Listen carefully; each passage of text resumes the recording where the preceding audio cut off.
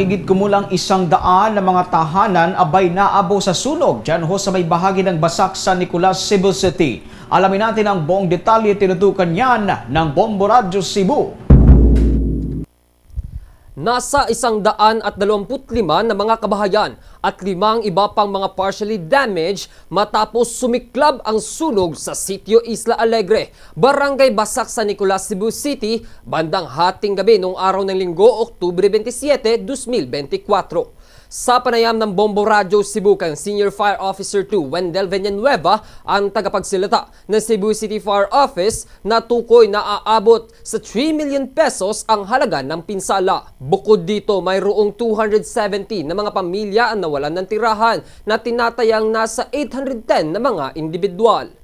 Nakontrol ang sunog na umabot sa third alarm status pasado alas 2:06 ng umaga at idiniklarang fire out alas 3:25 na ng umaga at mabuti na lang walang nasugatan at namatay. Pinaniniwala ang nagsimula ang insidente sa bahay na pag-aari ni Erlinda Suerte at ng kasama nitong si Virgilio Suerte. Sa ngayon, patuloy pa ang investigasyon ng kagawaran ng bumbero upang matukoy ang sanhi ng sunog. May sunog tayo nangyari pasado 12 midnight, no?